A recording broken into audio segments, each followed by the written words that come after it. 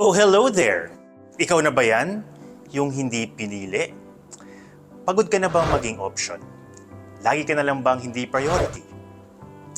Halika dito. Closer. Closer pa. Back burner ang tawag sa'yo. Lagi kang option kasi you are never their priority.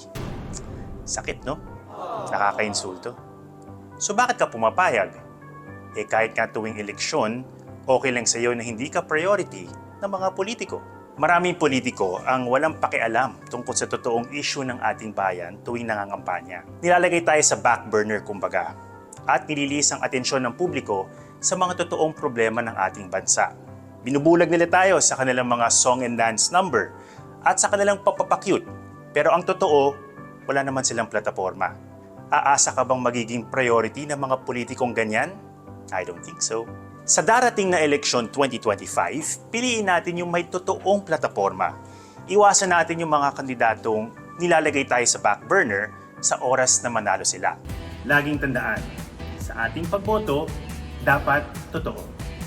Ako po si Ato Maraulio para sa GMA Integrated News. Dapat